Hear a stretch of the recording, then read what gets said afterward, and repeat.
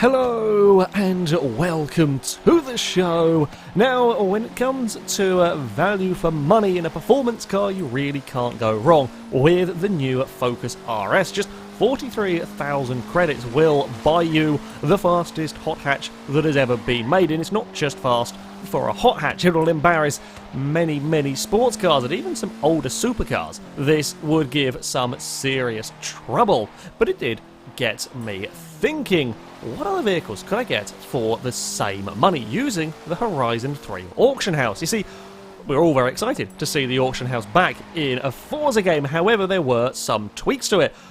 They introduced a maximum and a minimum price that cars could go for. Strange, yes, I get why they did it. It was to try and keep some semblance of normality with the game's economy, but there's the fear that you wouldn't have the same interesting bargains and interesting buys that went on, and I largely didn't pay a huge amount of attention. But for the sake of this video, I decided to go out and see what I could get for just 43,000 credits.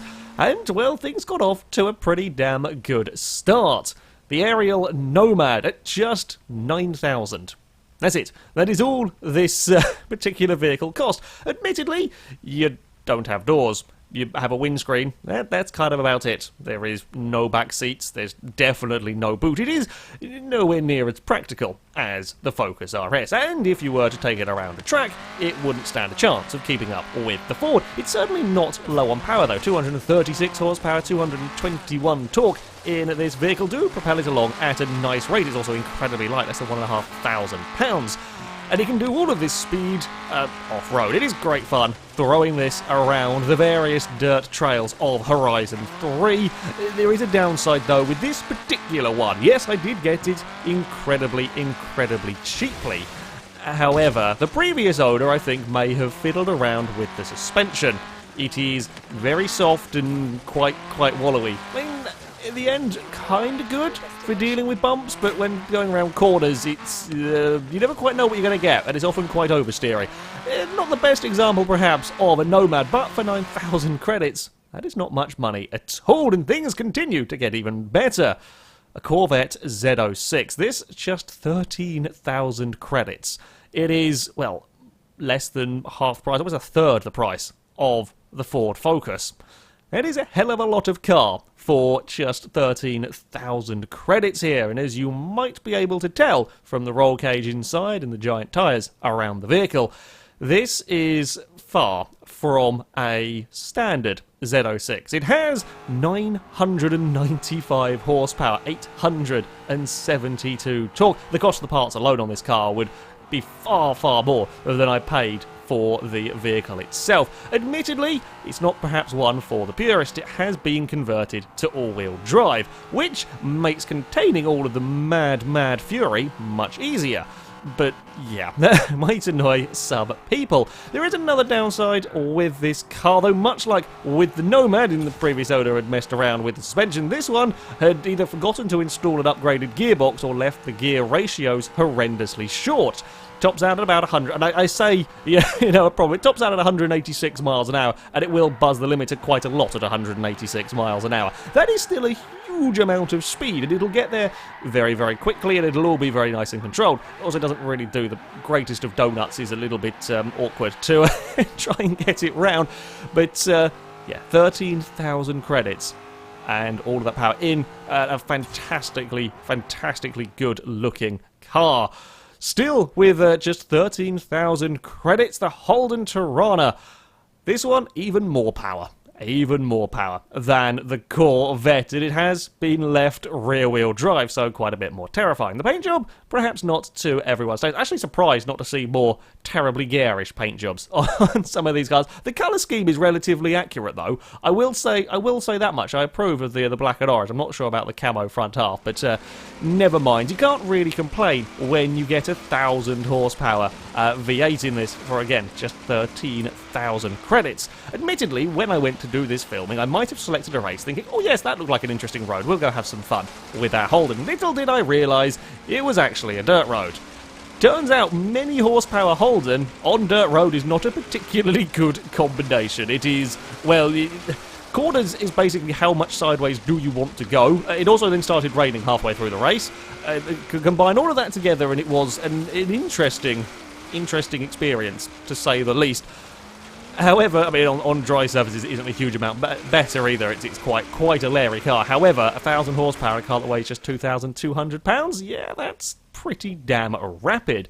We move on to some very modern machinery. Up next, the Acura NSX, 17,000 credits for this very much up-to-date modern sports car. Now, I'm not a huge lover of a lot of the hybrid, sort of the new generation of hybrid sports cars. I do quite like the looks of the BMW i8. It's the only car that's really got sort of the futuristic-y styling down, I think. The NSX, not quite as extreme as the BMW, but it is it's still a very nice looking car, to be fair to it. Power-wise, well, we're not as crazy in this one. It is a pretty much, I think it is a completely bog standard NSX, but that does still mean you get 573 horsepower, and it's 623 torque, so it is certainly not a slow car. Also, considerably easier to drive than the complete lunatic Holden. And we can find a way past a Ferrari Enzo, no problem at all, with the NSX. Sometimes you just want a nice, easy car. This is a great vehicle. You know, the Corvette was relatively controlled for the, well, craziness that it was, but this is it's a much easier car to push. You know, you've got real confidence in it to really attack some of these roads around here. It's just a nice car to go driving in. You know, again, we're talking less than half the price. Less than half the price of that Focus RS, and you can get, well, a brand new sports car. We do jump up a little bit in terms of money, up to 30,000 credits, but it is quite a special car, the Opel Manta. Now, this vehicle I was very excited to see in Horizon 3. I always like cars that are a little bit different, cars that you don't tend to see in games normally and so on. And having an Opel Manta in Horizon 3 was a very, very good thing indeed. And we have rally lights. Of course, the most important part about any car is how many rally lights you can have. Again, not one for the purists, has been converted to all-wheel drive. Now, that does mean rallying is considerably easier. It's also, I think the car might come with rally tyres, I'm not actually sure. But either way, it's on rally tyres. It's actually at the top of S1 class. It is putting out some 681 horsepower, 500 torque as well, which means it can certainly find its way up a snowy mountain very, very quickly. It's a fantastic looking car. I love the styling of the Manta, and yeah, for just 30,000 credits. Okay, you know, we're not quite half the price of the Focus anymore, but that is still a huge amount of value for money. We then have a very pretty car, the Alfa Romeo 8C, another one at just 30,000 credits.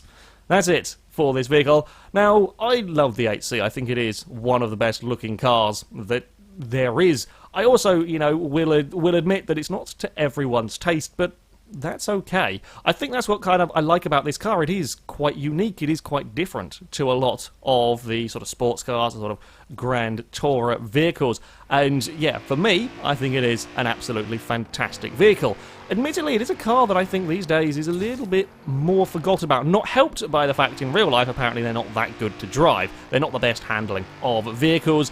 You kind of don't really buy them, though, to be the best handling of vehicles. You buy them to be, well, pretty much the best looking vehicles. So, yeah, on Horizon, it's certainly not a bad car to drive whatsoever. It's not, a track car. It's not a full-on supercar. The NSX will go quicker than it. To be honest, I think the Focus RS would probably go quicker than this around a track. But the Alfa is a much nicer place to be. I certainly know which car I would want to be owning, what car I would want to be driving through some of these fantastic Australian roads. It sounds absolutely incredible as well. And then even better, you might suddenly find somebody else driving around in one. And then you can have a little bit of fun. Interrupted by a Bentley being a maniac. But, that's just kind of par of the course for Horizon 3 drivatars. Yeah, I was really amazed that you could get one of these for as little as 30,000 credits, because that is, a tiny amount of money. We go back to some crazy rally machinery. The Metro 6R4, I think quite possibly one of the craziest rally cars ever. really, because, yes, you know, there were other cars like the Lancia Delta S4, the 205 T16, that mid-engine, tiny wheelbase, huge amounts of power, all-wheel drive. But this was all done in a Metro. A car that is one of the most boring and uninspiring and horrible cars that is ever made. And they decided to make it into one of the most ludicrous of rally cars. It's fantastic. It is brilliant, brilliant craziness in car form. I love my crazy cars, and yeah, this is right up there as one of just the most bonkers pieces of engineering in many ways. Now, it is not without its faults, as you can imagine. When you have a car with as tiny a wheelbase as this one, with as much power, I mean, we're talking 410 horsepower in this, and a car that is incredibly, incredibly light and a lot of weight over the back, it is not the easiest vehicle to drive. On dirt, it is relatively good, of course. Having the tiny wheelbase does make the car able to change direction very, very well. It's what made the 205 T16s and the Lancia Delta such successful Group B cars. The downside is when you happen to get on the tarmac stuff, you become very, very twitchy. Now, this particular Metro that I got is a completely standard one. So, yeah, when I'm driving around out here on the dirt, we don't have too many problems because there is just less grip in general. But you take it on a tarmac and you have got to be incredibly, incredibly careful. Again, in Horizon 3, it's a little bit better than the likes of the Motorsport series, if you will, but still, it will catch you out at some point and you will hit a tree really, really rather hard, or some oncoming cars, or end up in somebody's garden. Wherever you might be driving, you will get yourself into trouble, but yeah, 30,000 credits for such an amazing, crazy vehicle. And the craziness continues. Up next, 4,000 more credits, and you can get the Aston Martin Vantage V600. Now, regular viewers of my content will know I'm a big fan of muscle cars, whether they be, you know, your classic cars or the more up-to-date of muscle cars. But this is perhaps one of my favourite. It is a proper, and perhaps one of the only British muscle cars. When, yeah, not one supercharger will do, we need two on this one. 600 horsepower in the Aston Martin, 600 torque. It may well weigh as much as one, possibly two, of those buildings in the background, but there is a huge amount of power, and it looks fantastic. It doesn't look like the beautiful, elegant Aston Martins of today. This is a car that stands out. It wants to sort of shout its arrival whenever you turn up anywhere. And it is going to shout its arrival, whether it's through the looks or not, because you are going to be going everywhere sideways. This is not the greatest handling of cars, I will be honest. It is very fast in a straight line, even with all the weight. When you have this much power, yeah, it is an incredibly fast car in a straight line.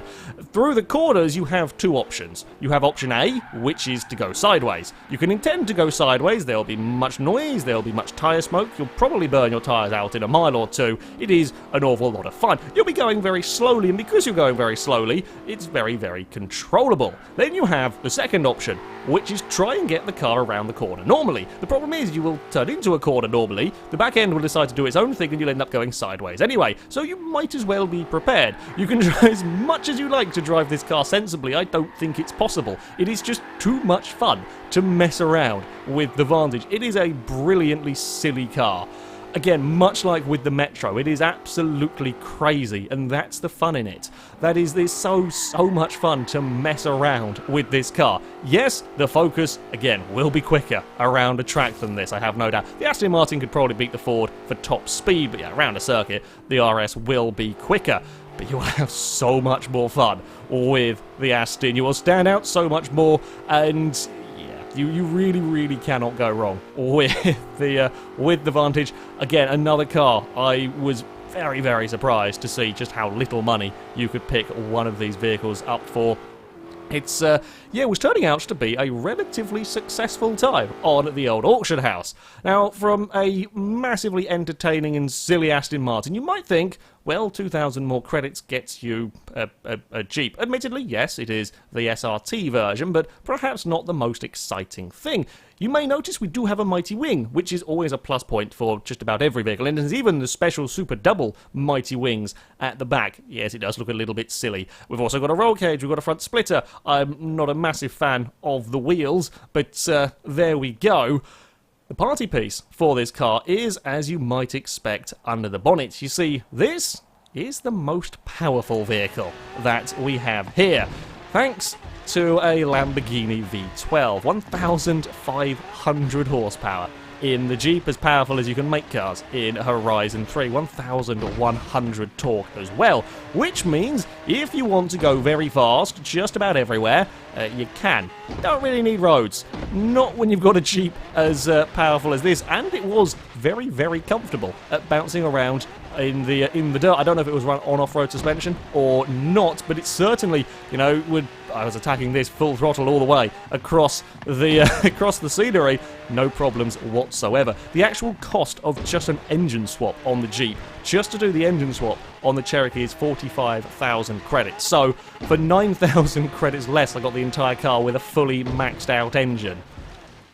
Yeah, that's some serious value for money indeed. Now, yeah, this is not the greatest handling car when it comes to a corner, really. There is an awful lot of weight. Will fly a long way through the air if you find the right jump, and we might ruin someone's crops. A bit of a handful when it comes to a corner, but that's kind of to be expected when you have this much power and this much weight. Our final vehicle, and the most expensive of the auction house finds, well, we are back to the Italians with the Ferrari California. I'll be honest, the original California, I was never a particular fan of the car. Admittedly, I preferred it a lot more in real life than I ever did in any game. I don't know what it was. Whenever it was in games, it always looked a little bit weird. When you saw one in real life, they looked like a much nicer car. But, yeah, the original California, I wasn't a huge fan of. This new one, though, however, is a different story. Yeah, certainly not my favourite of the Ferraris, nowhere near, but I much prefer it. I find myself, you know, you look at the car and think, actually, that's quite a nice, it's a nice looking vehicle, it's a nice sounding vehicle. Again, we have plenty of power, 554 horsepower, 556 torque. It is a standard California. This one, no crazy Larry amounts of horsepower. We're 1,000 horsepower down almost on the Jeep that went out last, but it is, yeah, a very different car. And much like with the Alfa Romeo 8C, you know, this isn't a full-on track car. This is more about just enjoying some nice drives along some of the, you know, again, around some of the more interesting roads on Horizon. If you do want to be a little bit of a moron, then there is the handling, there is the power for you to go and have some fun. You know, you find a roundabout and you fancy doing a few donuts around it. The Ferrari is perfectly happy to do that. And as beautiful as the Alfa Romeo 8C is, the Ferrari is the nicer car of the two to be driving around and to drive quickly. But yeah, it's a full-on Ferrari, a 550 horsepower Ferrari, for less than the Ford Focus RS. The auction house had, yeah, really throwing up some surprises in all of this. I had hoped to find, you know, various interesting vehicles and so on, but I wasn't expecting the likes of the Ferraris and whatnot. You know, the Corvette Zo6 for such a tiny amount of money and such a huge amount of car. There are some real bargains still. While I perhaps am not a massive fan of the sort of economy restrictions that the way they've done the auction house kind of imposes, that doesn't stop there from being some truly incredible bargains. Yes, there are cars that are still going to cost an awful lot of money on there. However, if you search around, there are still some, yeah, really rather cheap cars that can offer you an awful lot of fun and silliness. Don't get me wrong, you know, the Focus RS is still a fantastic car, and yeah, you could go on the auction house and find Focus RSs for far cheaper, but that's kind of not quite the point of this one. That, though, is going to be it for this video. Thank you very much for watching, and until next time, goodbye.